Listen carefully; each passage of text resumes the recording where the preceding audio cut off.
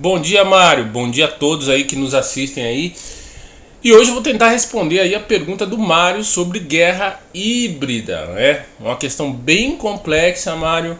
Tentei aí outras formas de responder, mas ia demorar muito tempo, ia ter que editar muita coisa para falar, então eu resolvi colocar nesse modelo, um modelo, vamos assim dizer, conversa de boteco, né?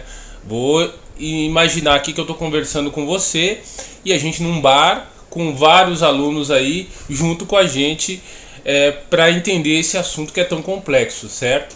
Então, para entender isso, a gente precisa esmiuçar lá, separar essas partes, entender pequenas partes para entender o quadro todo primeiro.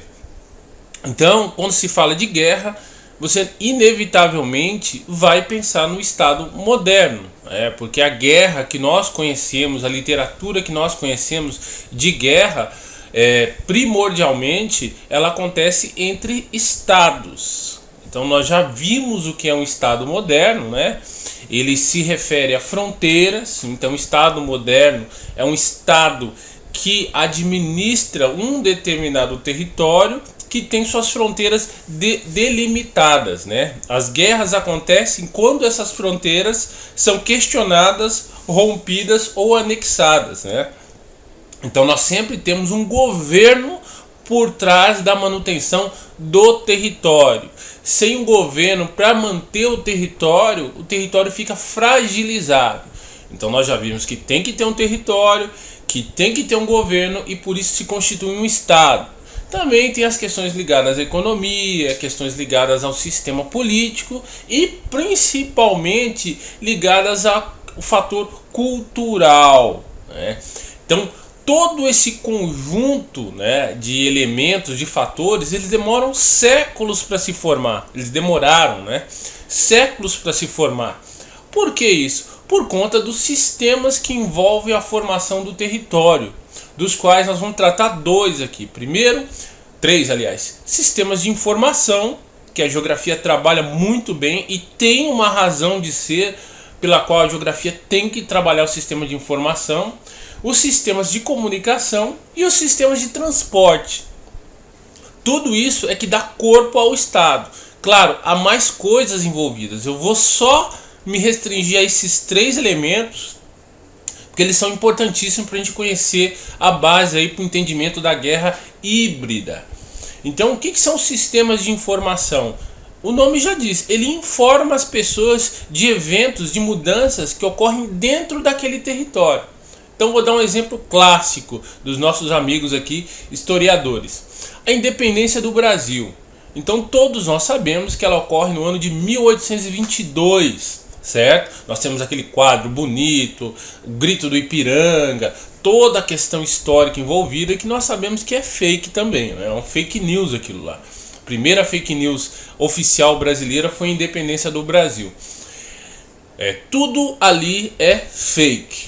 Mas o fato é que, a partir daquele momento histórico, fictício ou não, se estabelece um documento de independência do Brasil que vai servir de ponto de relacionamento com as outras nações. É a chamada independência do Brasil. A partir daquele momento, daquele dia, daquele ano, o Brasil pode negociar com as outras nações como uma nação independente. Mas, dentro do território, ao contrário do que aconteceu com a América espanhola, houve sim uma tentativa de quebrar, ao mesmo o que ocorreu com a América espanhola, teve uma tendência a ocorrer aqui, que é a fragmentação do território.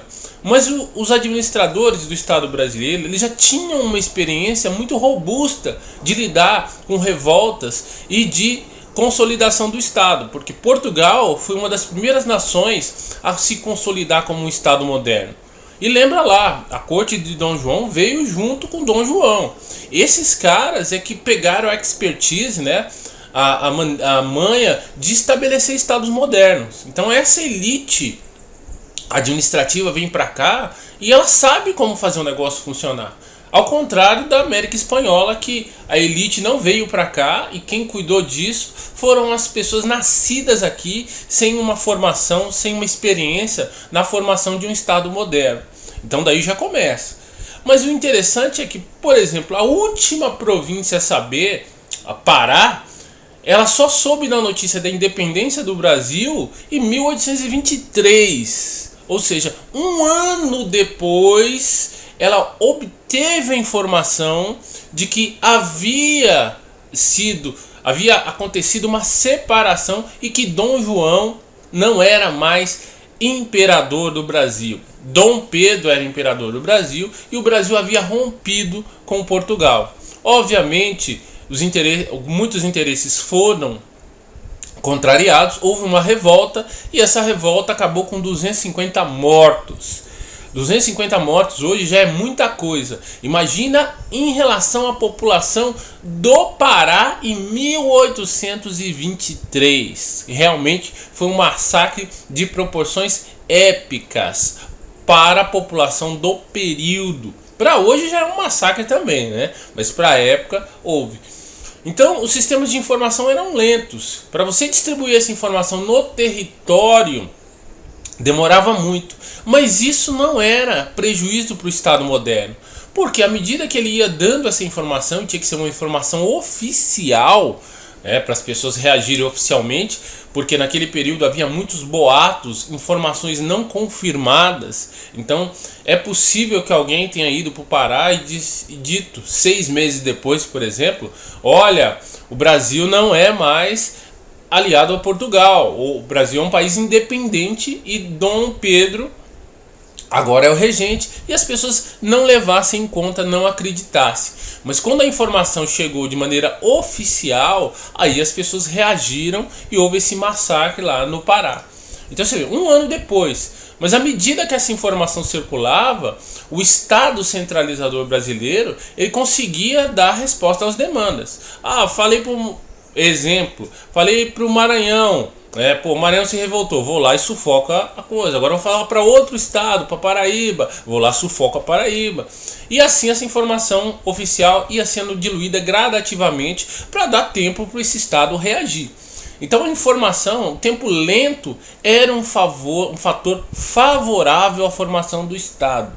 Todos nós já vimos aquela velha cena onde o representante do rei abre aquele pergaminho e diz, olha, em nome do rei, né? Aquilo era o sistema de informação da época.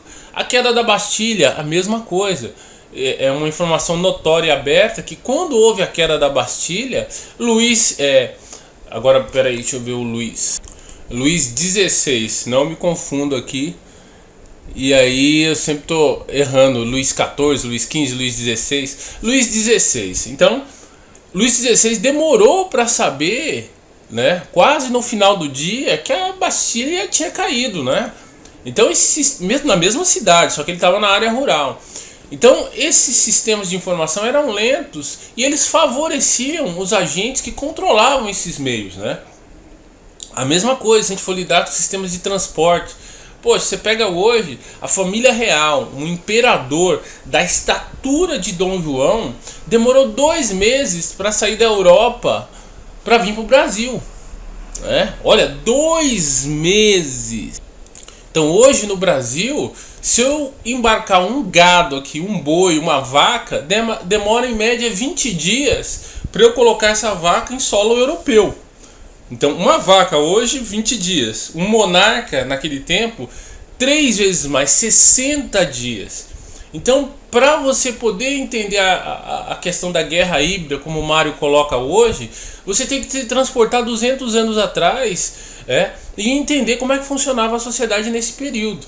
Então, poxa, uma vaca 20 dias, um monarca 3 vezes mais. Esse é o sistema de transporte. E por fim, nós temos o sistema de comunicação.